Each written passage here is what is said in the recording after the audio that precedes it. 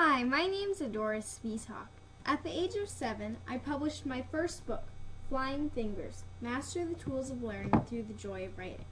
A collection of 9 of my stories, it also includes tips for writing for both students, parents, and teachers.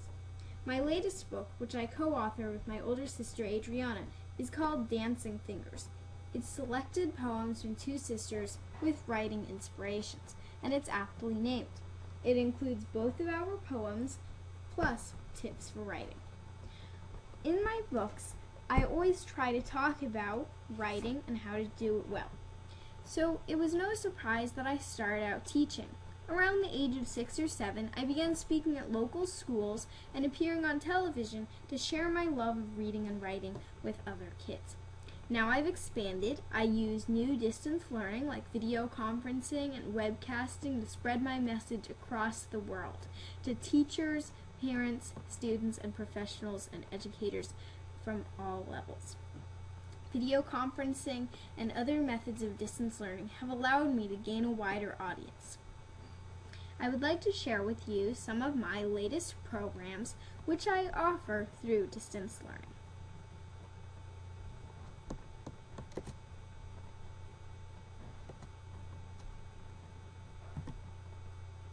In social studies, one of my favorite subjects, I offer a kid's guide to U.S. government, a kid's guide to smart money, a kid's guide to world religion, and these 3 comprise our kids guide series.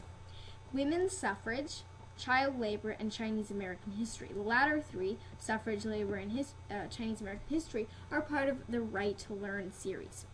All of my presentations feature writing to learn, and I would like to show you a kid's guide to U.S. government to start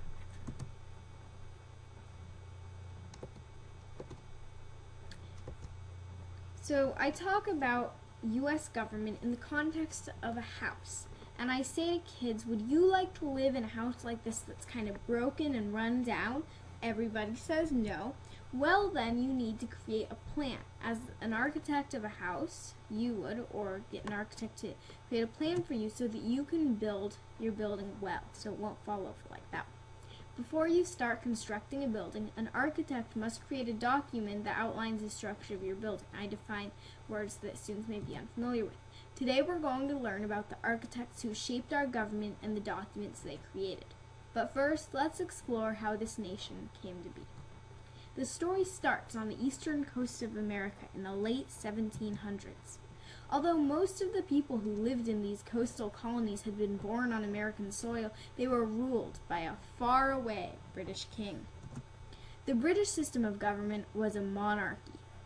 A monarch, in case you don't know, is somebody, especially a king or queen, who rules a state or territory, usually for life and by hereditary right. The word government refers to the laws that govern a people and the people who construct and enforce those laws. So, enforce means to make people obey laws.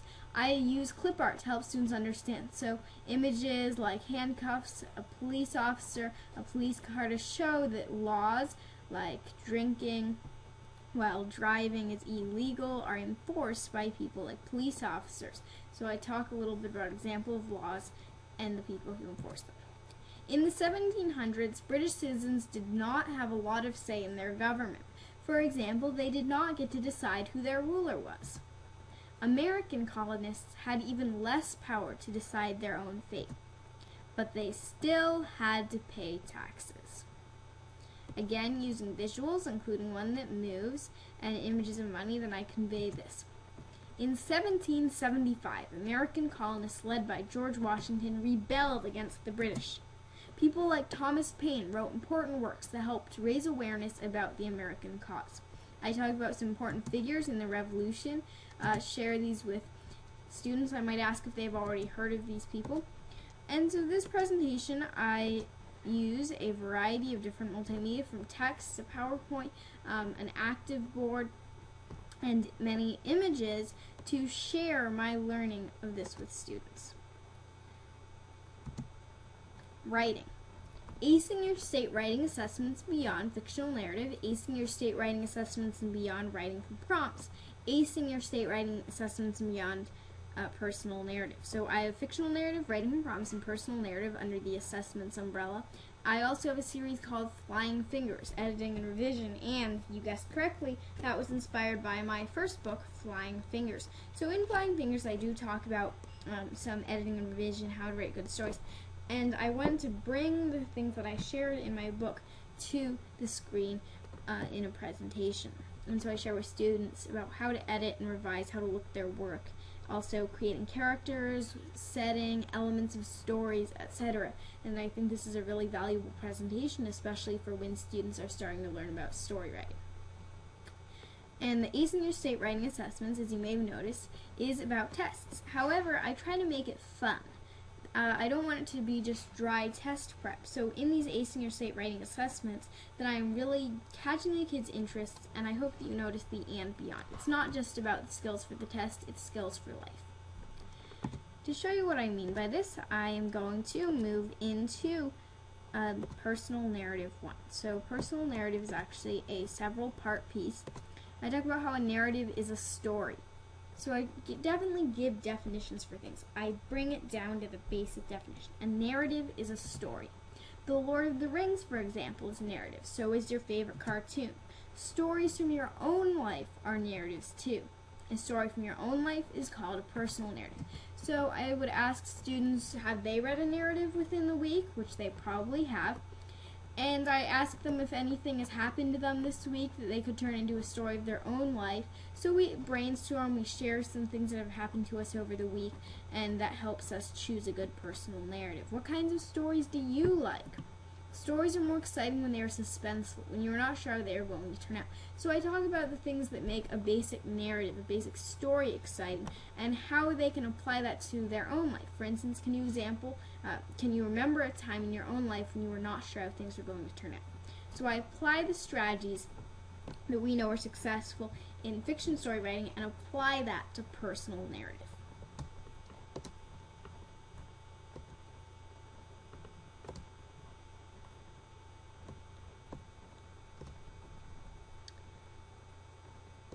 And it doesn't matter if your school does not have video conferencing equipment, and although I would suggest that because video conferencing equipment is probably one of my favorite mediums and it's also really handy, I'm not the only video conferencing provider out there. There are tons of other unique special content providers who will give you meaningful presentations.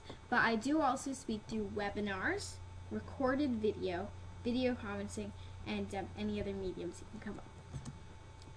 Resources. www.cilc.org, search Adora, and you'll find a full listing of my over 30 different programs, my website, www.adorasvitak.com, my YouTube channel, youtube.com/Adora Svitak, and for more information, you can always contact Joyce at adorasvitak.com.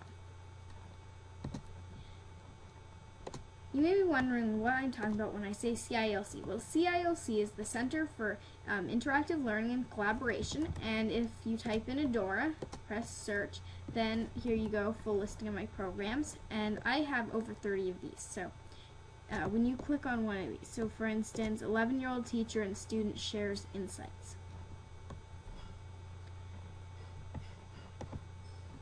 Then it'll give you the program flyer,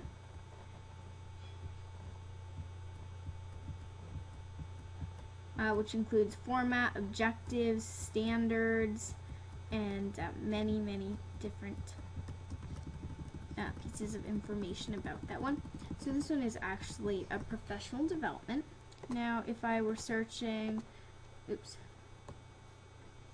looks like I have gone somewhere else actually. Well, if I were searching for one of my programs, for instance, narrative, and I type that in, and I would be able to find some of mine. For instance, Acing Your State Writing Assessment Beyond Narrative Writing 1 with Adora Svitak, which was one that I showed you. So let's say you're interested in this program. Then you click on that, and you are able to find info about contact and program description, as well as the format, and it's a really complete guide. And then you can request this by clicking request this program now. So it's really simple, user-friendly, and I hope you and have a great day.